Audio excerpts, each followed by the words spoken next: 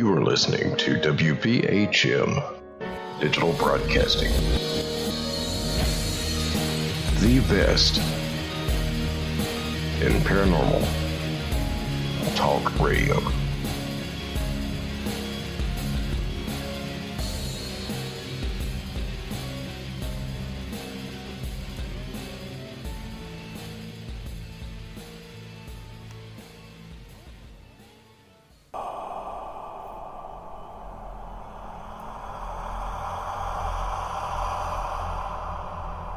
Paranormal Pride.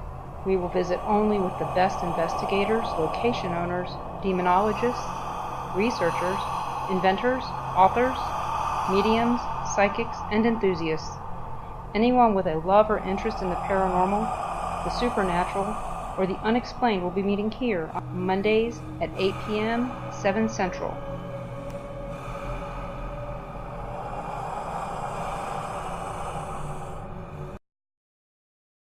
Welcome to the Paranormal Pride. This is Denise Pridemore. My guest tonight is J.C. Phillips.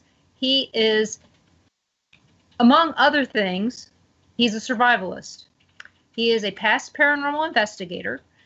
He is involved in a lot of different things. I've known him for approximately 4 years.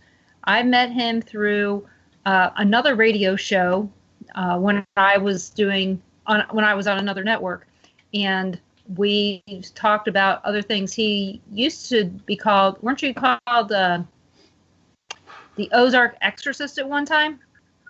Yes, that became a team later on.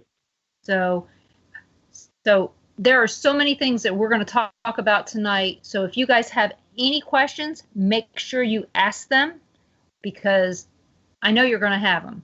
So the reason that I asked JC to be on is when he changed his focus from paranormal to survival, I thought it would be interesting for people to hear about survival in the Ozarks, because the Ozarks is a lot different than, say, survival in Kansas or survival in, Alabama. On the survival on the beach, of course, but the Ozarks are different, especially with the folklore in the Ozarks and the people of the Ozarks. I mean, if you've ever seen Deliverance, it's kind of, you got some weird people in Arkansas. I mean, we all tease about that all the time, but we're not talking about just Arkansas. We're talking about Missouri. So the Ozarks take over a really large area. So, and JC is based out of the Springfield, Missouri area. And if you know anything about that, it's not too far from Branson. It's not too far from really just about anywhere in the Ozarks. So, JC, what would you tell anybody about yourself if you were introducing yourself? I would say I'm the very laid back, backwoods, easygoing kind of guy. I grew up simple. I homeschooled for 7 years when I was young, so I learned a lot of structure, and I learned a trade in construction, and I grew up learning, primitive living. My dad was a mountaineer. He was a former Boy Scout and survivalist, so we lived in the Mark Twain National Forest, and where I was raised. And at one more point in time, we lived in a 2-room cabin without running water or electricity, and lived there for about 6 or 7 years. So we had a wood stove, and we knew how to rough it. And other than that, I like to get out in the woods as much as I can. I'm busy, training people in survival and trying to educate the public as a service provider. What? Oh, sorry. We're having survival of the fittest right here next to us. Our kitty cats have decided to get into a fight right next to me. Oh, no. Yeah, those tortoise-shell cats are, hey, not on top of me. Sorry, everyone. So, I'm okay. The cat that's doing all the fighting has no claws. So I don't know what she's thinking. So, what made you go the survival route? Because I mean, I know that that's how you grew up, but a lot of people that grow up in that route, I lived in a cabin when I was growing up for a little while that was dirt floor, one room, things like that. We lived in another house that was rickety, that, kind of scary kind of thing. And it was never, hey, I want to go back and live like this myself. We had multiple houses I lived in that didn't have running water. And I didn't want to say, hey, let's put in an outhouse. What made you say, hey, this is what I want to do? I just think it's always been in my blood. It's the other thing I know the most.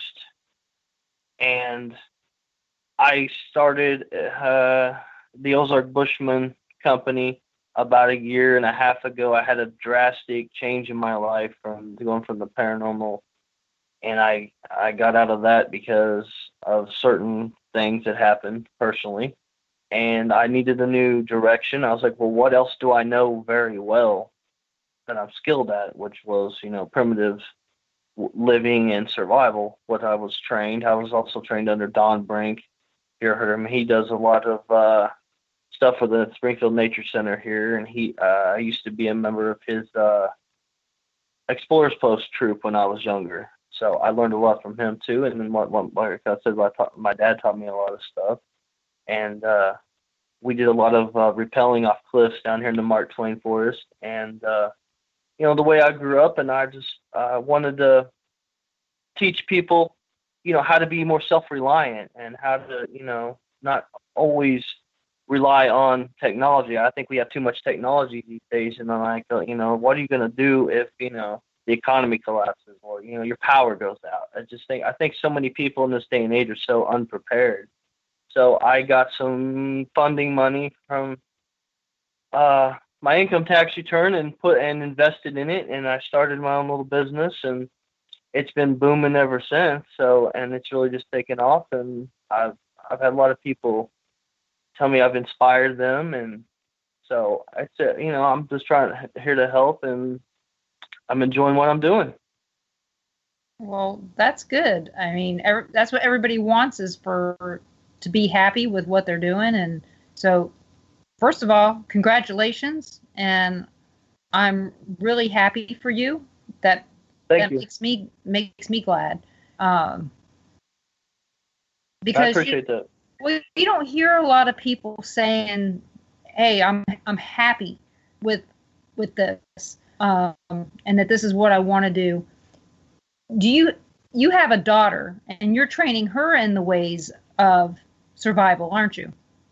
Yes. She's very smart and catches on real quick at the age of 7. And she's got a bug out bag and everything, doesn't she? Yeah, she does. She's all about it. She loves to get outdoors and learn new things. She's very hands-on.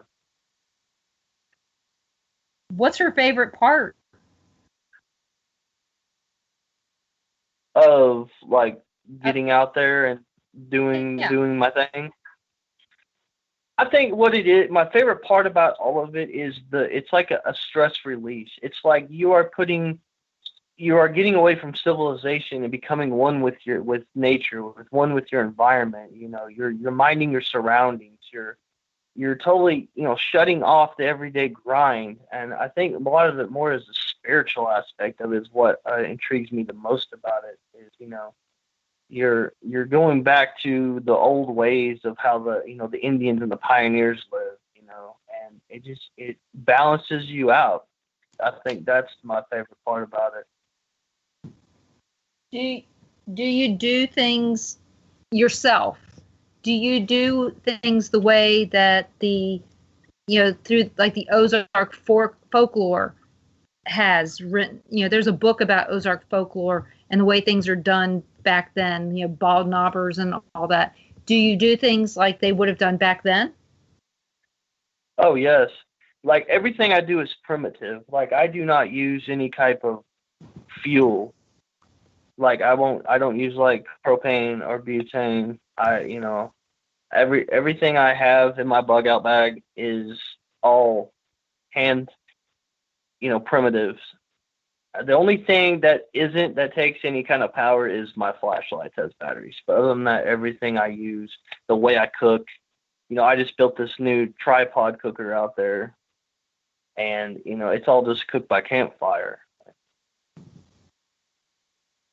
I saw this really neat thing that people are doing with a log, where they take and they cut it, with a hatchet or, well, whatever they have, and they cut it like in an X, and they get their fire down in the middle of Mm-hmm. the log, and they can put their pot right on top of it and cook right on top of it like they're cooking on the stove. I thought that was pretty neat.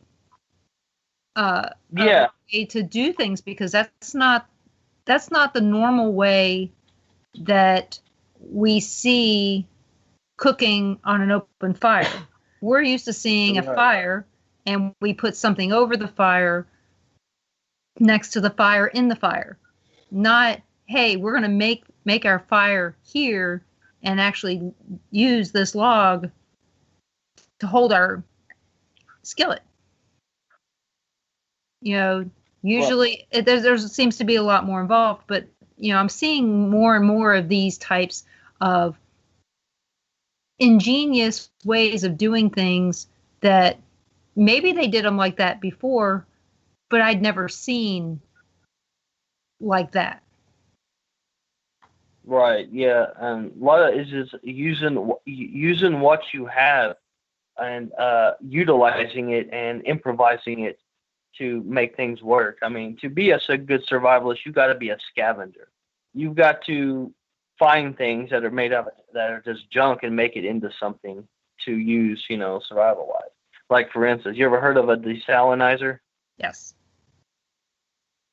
It's where you take a metal container and you put water in it and you cut a hole in the bottom of it, and you can put like a garden hose piece to it and run it out, and you put that metal container on the fire, and it boils your water inside that metal container, and then that purified water runs into the garden hose into another container so that you have purified water. Right. And when you get tired of that, you can take that and use it as a still later on. Yeah, you could. At least the metal portions of it. But that's, more of a, that's a whole different part of my background. But, the thing about the Ozarks that I always found interesting was the way that the people in the Ozarks lived. I remember when I first moved to Arkansas, I thought, oh my goodness, these people are strange. And, and I did not know, back then I knew that the Ouachita and the Ozarks were different mountain ranges, but they were all in the same, to me they were all the same. Because, I was used to the Appalachian Mountains. It's the Blue Ridge and, the Alleghenies, they all kind of roaming together. So, but, people in West Virginia, they're a little backwoods, but the people in the Ozarks of Arkansas and Missouri seem to be more backwoods than West Virginia, at least to me. Have you ever come up upon people that seem like they haven't seen outsiders in a while? Yeah, I'd say more closer down to Missouri, Arkansas border. Yeah, it's been a while, but yeah. I know that Kat, our lovely station owner, she went down to Eureka Springs, so she knows something about the backwoods down there. Sometimes it's a little scary back in there, but